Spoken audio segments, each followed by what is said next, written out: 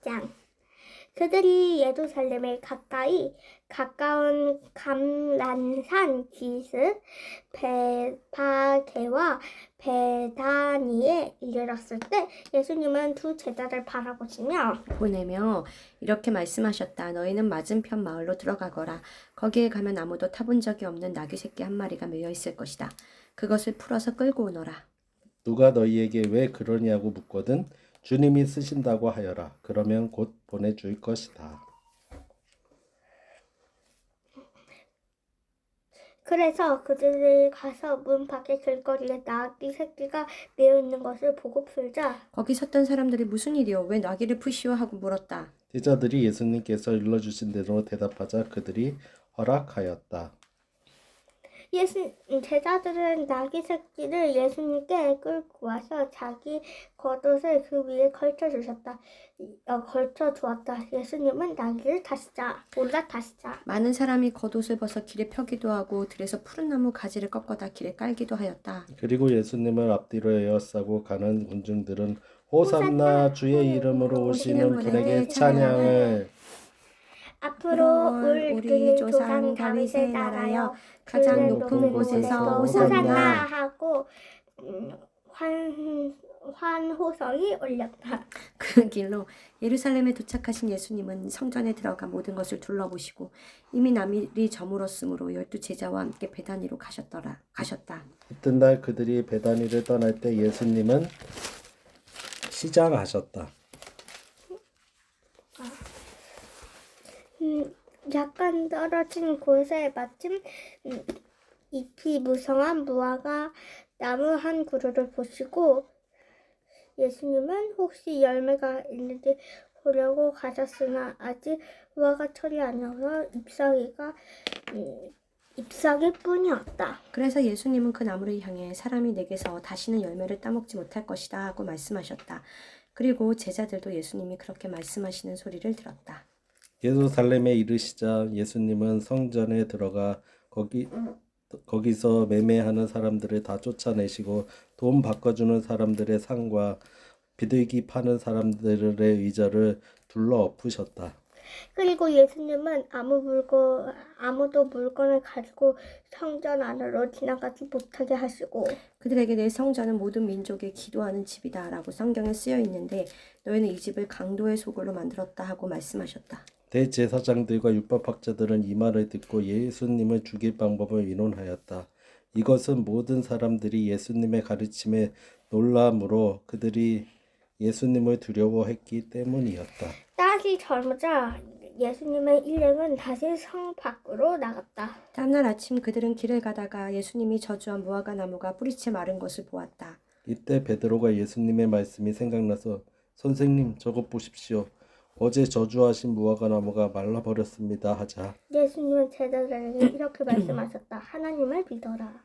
내가 분명히 말하지만 누구든지 이 산을 향해 땅에서 들려 바다에 빠져라 하며 마음속으로 의심하지 않고 자기가 말하는 것이 반드시 이루어질 것이라고 믿으면 그대로 될 것이다. 그러므로 내가 너희에게 말한다. 너희가 기도하고 구하는 것은 무엇이든지 받은 줄로 믿어라. 그러면 그대로 될 것이다.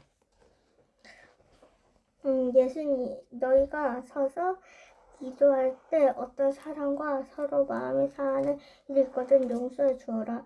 그러면 하늘에 계신 너희 아버지께서도 너의 잘못을 용서해 주실 것이다. 그러나 너희가 용서해 주지 않으면 하늘에 계신 너희 아버지께서도 너희 잘못을 용서해 주시지 않을 것이다. 그들은 다시 예루살렘으로 들어갔다. 예수님의 성전들에 거니실 때 대제사장들과 율법학자들과 장로들이 와서 당신은 무슨 권위로 이런 일을 하고 있어? 우리가 당신에게 이런 권한을 주었어? 하고 따져묻자. 그때 예수님이 대답하셨다. 나도 한 가지 묻겠는데 너희가 대답하면 내가 무슨 권한으로 이런 일을 하는지 말하겠다. 요한의 세례가 하나님에게서 왔느냐 아니면 사람에게서 왔느냐 말해 보아라. 그러자 그들이 만일 하나님께서 왔다고 하면 왜 그를 믿지 않느냐 하고 할 것이고 그렇다고 사람에게서 왔다고 하자니 모든 사람들이 요한을 예언자로 여기고 있으므로 백성들이 두렵다 하고 서로 의논하다가 우리는 모르겠어 하고 대답하였다. 그래서 예수님은 그들에게 나도 무슨 권한으로 이런 일을 하는지 말하지 않겠다 하고 말씀하셨다. 12장. 그리고 예수님은 비유를 들여 그들에게 말씀하셨다. 어떤 사람이 포도원을 만들고 둘레를 울타리를 치고 포도즙을 놓은 구덩이를 파 망대를 세운 후 농부들에게 새로 주고 멀리 여행을 떠났다. 포도철이 되어 주인은 자기 몫의 포도를 받아오라고 한 종을 소작인들에게 보냈다. 그러나 그들은 그 종을 잡아 때리고 그냥 돌려보냈다. 주인은 다시 다른 종을 보내었으나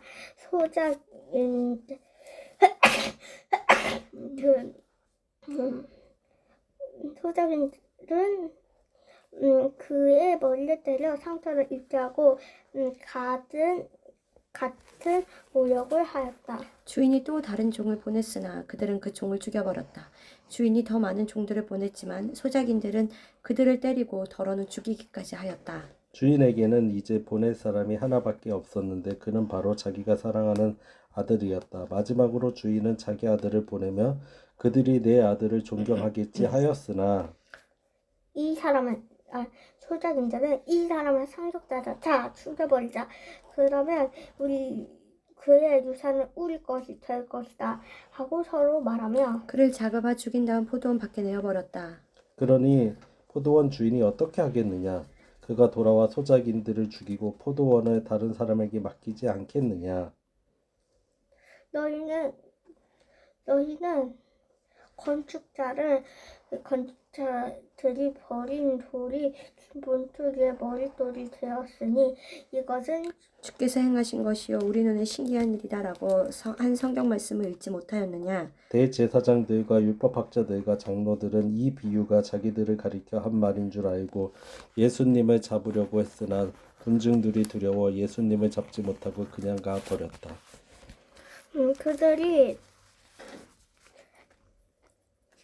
그들은 어떻게 해서든지 구실을 붙여 예수님을 잡으려고 바리새파 사람들과 헤롯 당원 중 몇 사람을 예수님께 보내어 물어보게 하였다. 선생님, 우리가 알기에 선생님은 진실하셔서 사람의 겉모양을 보지 않으시고 진리대로 하나님의 교훈을 가르치시기 때문에 누구에게도 꺼리낌이 없으십니다. 그런데 로마 황제에게 세금을 바치는 것이 옳습니까? 옳지 않습니까? 우리가 바쳐야 합니까? 바치지 말아야 합니까? 그러나 예수님은 그들의 위선을 아시고 왜 나를 시험하느냐? 데나리온 하나를 가져와 내게 보여라 하고 말씀하셨다. 그들이 그것을 가져오자 예수님은 이 토장과 글은 누구의 것이냐 하고 물으셨다. 그들이 황제의 것입니다 하고 묻자 하고 대답하자 예수님이 황제의 것은 황제에게 하나님의 것은 하나님에게 바쳐라고 말씀하셨다.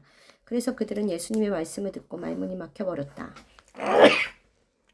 부활이 없다고 주장하는 사두개파 사람들이 예수님께 와서 물었다. 선생님, 모세의 법에는 형이 자식 없이 아내를 두고 죽으면 동생이 형수와 결혼하여 형의 대를 이어야 한다고 했습니다.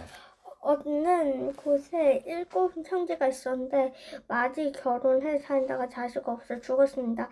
해가지고 둘째가 형수와 살다가 자식 없이 죽고 셋째도 그랬어요. 7이 모두 그렇게 자식 없이 죽고 나중에 그 여자도 죽었습니다. 이렇게 7 형제가 모두 한 여자와 살았으니 부활 때 그 여자는 누구의 아내가 되겠습니까? 그래서 예수님은 그들에게 이렇게 대답하였습니다. 너희가 성경과 하나님의 능력을 모르기 때문에 잘못 생각하고 있는 것이 아니냐.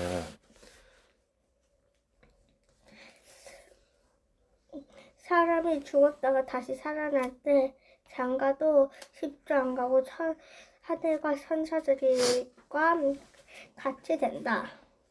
너희는 죽은 사람들의 부활에 대하여 모세의 떨기나무 기사에서 하나님이 모세에게 나는 아브라함의 하나님, 이삭의 하나님, 야곱의 하나님이다라고 하신 말씀을 읽어보지 못했느냐. 하나님은 죽은 사람들의 하나님이 아니라 살아있는 사람들의 하나님이시다. 너희는 크게 잘못 생각하고 있다.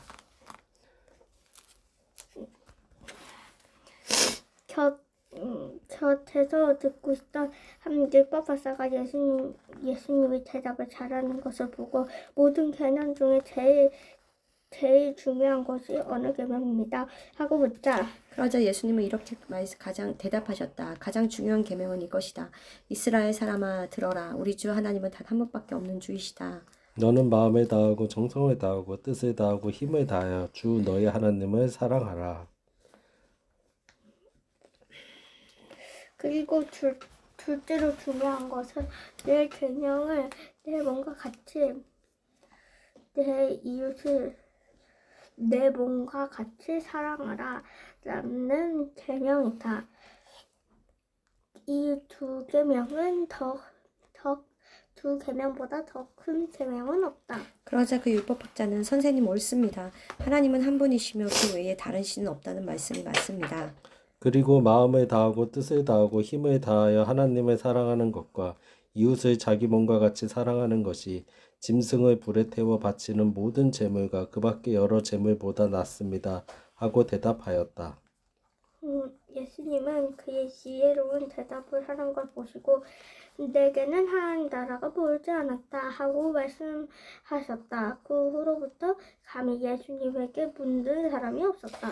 예수님은 성전에서 가르치실 때 이렇게 말씀하셨다. 왜 율법학자들이 그리스도를 다윗의 후손이라고 하느냐? 다윗이 성령님의 감동을 받아 하나님이 나의 주님에게 말씀하셨다. 내가 내 원수들을 내 발 앞에 굴복시킬 때까지 너는 내 오른편에 앉아 있거라 하였다. 이 다윗 자신이 그리스도를 주라고 불렀는데 어떻게 그리스도가 다윗의 후손이 되겠느냐? 그때 군중들이 예수님의 말씀을 귀담아 듣고 있었다. 예수님은 또 이렇게 가르치셨다. 율법학자들을 주의하여라. 그들은 긴 옷을 입고 다니기를 좋아하고 시장에서 인사받는 것과 회당의 높은 자리와 잔치자리의 특석을 좋아한다. 그들은 과부의 재산을 가르치고 사람들 앞에서 거룩하게 보이려고 길게 기도한다. 이런 사람들은 더욱 무서운 심판을 받게 될 것이다. 예수님은 현금함 맞은편에 앉아서 사람들이 헌금하는 것을 보고 계셨다. 여러 부자들이 와서 저마다 많은 돈을 넣는데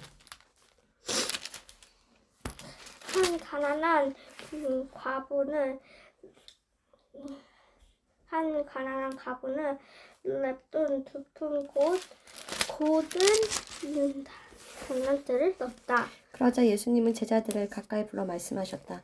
내가 분명히 말하지만 이 가난한 과부가 헌금함에 돈을 넣은 다른 모든 사람들보다 더 많이 헌금하였다. 그들은 모두 넉넉한 데서 헌금하였으나 이 과부는 가난 중에서도 자기 생활비 전부를 바쳤다. 아멘. 아멘. 아멘.